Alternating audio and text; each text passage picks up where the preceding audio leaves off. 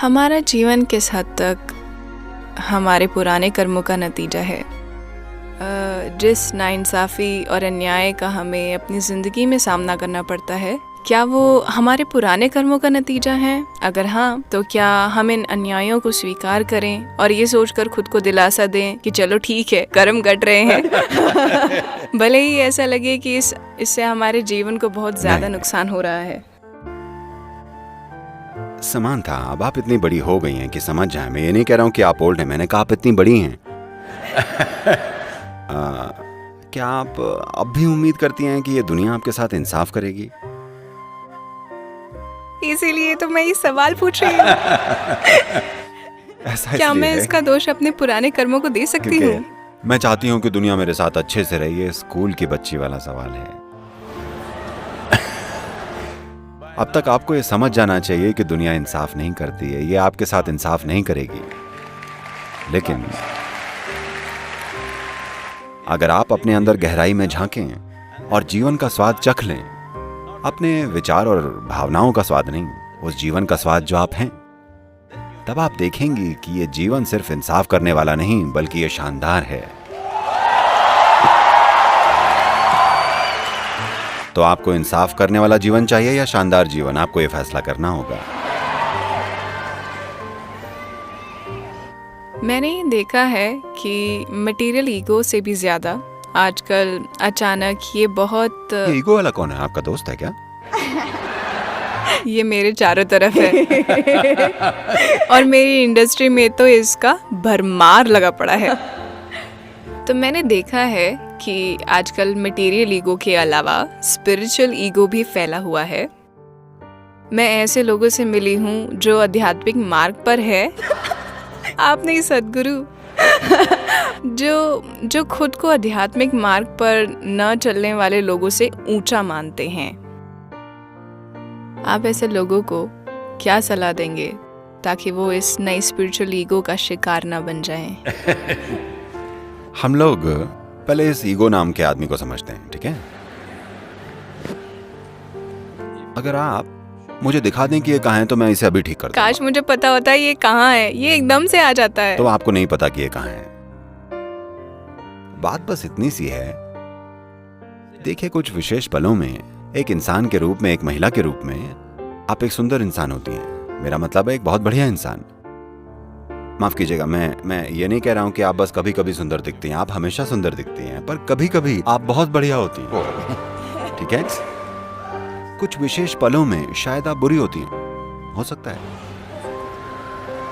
तो जब भी आप बुरी होती हैं, आप कहती हैं ये मेरी ईगो है। आप ये क्यों नहीं कहती ये मैं हूं? मैं कभी कभी बहुत बढ़िया होती हूं, कभी कभी बुरी होती हूं। अगर आप इस पर गौर करें तो बुराइयां खुद ब खुद कम हो जाएंगी।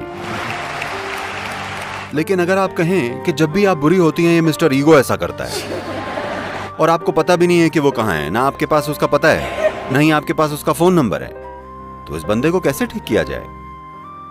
तो यही सबके जीवन में चल रहा है। Because this is spiritual jargon without being spiritual. क्योंकि ये है आध्यात्मिक हुए बिना अनाप शनाप आध्यात्मिक बकवास। ये हर जगह मौजूद है, खासकर भारत में, क्योंकि हमारे पास क्या है पता है ना, 15,000 सालों का आध्यात्मिक इतिहास। इसलिए हमको सारे शब्द आते हैं। हमें पता है आत्मा क्या है, परमात्मा क्या है, फलाना ढिमका, अहंकार, हम सब कुछ जानते हैं, पर सिर्फ शब्द नोटेड तो हम लोग यूं ही बस शब्दों को उछालकर पश्चिम वालों को थोड़ा बहुत कंफ्यूज तो कर ही सकते हैं क्योंकि अगर आप इधर आए तो मुक्ति, शक्ति, ये वाला वो क्या क्या नहीं कह देंगे। मैं ऐसे बहुत सारे लोगों को जानता हूं जिन्होंने जाकर पश्चिम में आध्यात्मिक केंद्र स्थापित कर दिए हैं, खासकर अमेरिका में, क्योंकि उनको बस एक मंत्र आता है, बस एक मंत्र, असतोमा सद्गमय, इसी से वो पूरा केंद्र चला रहे हैं तो दुर्भाग्य से आध्यात्मिकता कुछ मायनों में वहां पहुंच गई है। आध्यात्म वहां इसलिए पहुंच गया है क्योंकि समाज में इसकी जरूरत है और स्रोत उतने हैं नहीं। इसके चलते लोग यहां वहां ऐसी चीजें बना रहे हैं। ऐसा हुआ कुछ साल पहले, 15-16 साल पहले की बात है, और तब मैं अमेरिका में था। तब हमारे ऑफिस में किसी ने मुझसे कहा सदगुरु, आपको पता है कि हर रोज 1 लाख लोग गूगल पर आध्यात्मिकता शब्द टाइप कर रहे हैं। मैंने कहा ऐसा क्या? ये टाइप कीजिए, देखते हैं क्या आता है। क्या वहां हमारी कोई तस्वीर भी है या नहीं? उन्होंने आध्यात्मिकता शब्द टाइप किया। पहली चीज जो निकल कर आई वो थी मैक्सिको का एक स्पा। आप वहां गई हैं? नहीं, मैं वहां नहीं गई। और अगली चीज जो निकल कर आई वो थी उत्तरी कैलिफोर्निया में एक कॉल गर्ल। उसने वो सारे SEO सीख रखे हैं। हर चीज के लिए वो आध्यात्मिक आध्यात्मिक आध्यात्मिक लिखती है। उसने 108 बार वेबसाइट पर आध्यात्मिकता शब्द डाला हुआ था। आप आध्यात्मिकता लिखिए, नंबर 2 पर वो आएगी। मुझे लगा ये शर्मनाक बात है।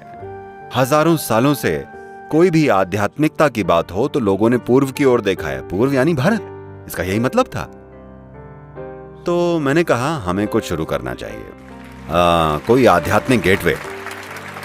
यानी अगर लोग कहें उनको आध्यात्मिकता खोजनी है तो उनको भारत की ओर देखना होगा, क्योंकि ये एक ऐसी संस्कृति है जिसने इस पर सबसे ज्यादा समय लगाया है।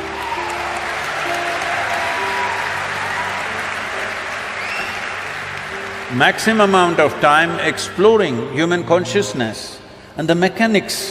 मानव चेतना और इंसानी मशीन के मैकेनिक्स की खोज में सबसे ज्यादा समय लगाया है कि ये सतह पर और आंतरिक स्तर पर कैसे काम करता है, ये काम कैसे करता है, हम इसके लिए क्या कर सकते हैं। इस सब की खोजबीन की गई है। ये मैं इसलिए नहीं कह रहा हूँ क्योंकि मैं भारत से हूँ। दुनिया को करीब से देखने के बाद ये कह रहा हूँ कि आध्यात्म को कहीं और Has it been looked at like this? इस तरह से नहीं देखा गया है। तो मैंने कहा कि हमें एक आध्यात्मिक गेटवे बनाना चाहिए। भारत यानी एक आध्यात्मिक द्वार। मुझे आपको बताना चाहिए, लगभग 15 साल पहले तक मैं भारत में किसी भी गुरु से नहीं मिला था। मैं बस यूं ही नहीं मिला, मैं बस अपना काम करने में बिजी था। मैंने कभी नहीं सोचा कि मुझे जाकर किसी से मिलना पड़ेगा। मैं कभी किसी दूसरे आश्रम में भी नहीं गया। और फिर मैंने सोचा ठीक है, मैं एक कोशिश करता हूं। फिर मैंने कुछ फोन कॉल किए, उन सब ने मेरा फोन अच्छे से रिसीव किया और फिर मैं कुछ लोगों के पास जाने लगा और जुड़ने लगा। 125 गुरुओं के साथ हमारी एक मीटिंग हुई। हमने ये नियम बनाया कि कोई भी अपनी फिलॉसफी की बात नहीं करेगा। आप अपनी फिलॉसफी रखिए, ये बस एक मीटिंग है। ये मीटिंग सिर्फ अपने आश्रम या अपने योग केंद्र या आपका जो कुछ भी है उसको बेहतर बनाने के लिए है। हम आपको मैनेजमेंट सिखाएंगे, हम आपको ब्रांडिंग सिखाएंगे, हम आपको सिखाएंगे कि वेबसाइट कैसे बनाते हैं, हम आपको सिखाएंगे कि अंतर्राष्ट्रीय समुदायों के सामने खुद को प्रस्तुत कैसे करना है। आपकी फिलॉसफी आप हमारी मत छुइए, हम आपकी नहीं छुएंगे। आप अपना काम करते रहिए, क्योंकि यही संस्कृति की खूबसूरती है कि ये सैकड़ों रूपों में, हजारों रूपों में रह सकती है और हमको ये चलेगा।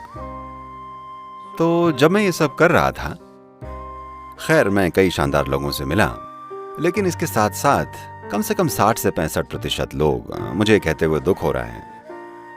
मैंने पाया कि अगर मैं हवाई अड्डे या गोल्फ कोर्स में जाऊं तो मुझे बेहतर लोग मिलते हैं इन तथाकथित आध्यात्मिक केंद्रों की तुलना में, क्योंकि ये अनाप शनाप चीजों से भरे हैं। No heart, no depth, no profoundness. कोई दिल नहीं है, न कोई गहराई है, न गहनता है। बस एक एक मंत्र है, एक एक बकवास है, एक फिलॉसफी है जो उन्होंने कहीं से पढ़ ली है। ये ऐसे ही चल रहा है, इसे बदलने की जरूरत है। तो लोगों में ये गहराई लाने के लिए जैसे जैसे लोग मेरे करीब आते जाते हैं, मैं उनके साथ ज्यादा से ज्यादा कठोर होता चला जाता। जो मेरे बहुत करीब हैं, उनके लिए मैं बेहद निर्दयी हूँ। Yes.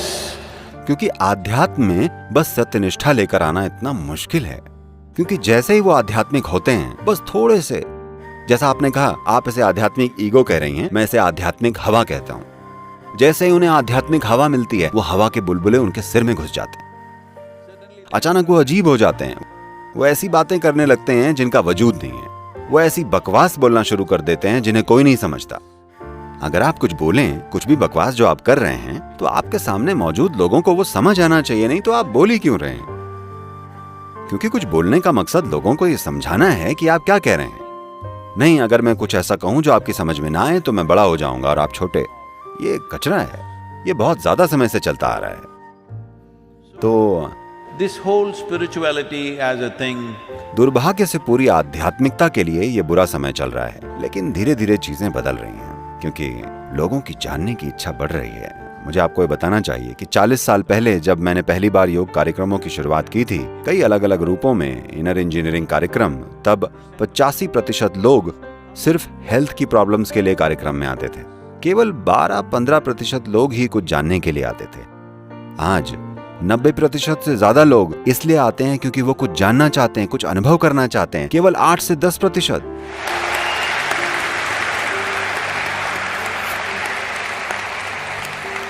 केवल 8 से 10% ही सेहत से जुड़े इश्यूज के लिए आ रहे हैं, जो कि इंसानी चेतना में एक बहुत महत्वपूर्ण बदलाव है। अब अगर इस ईगो वाली बात की बात करें तो ये एक चीज है जिसे हमें ठीक कर लेना चाहिए। देखिए, आपके अंदर सिर्फ एक इंसान है या 2?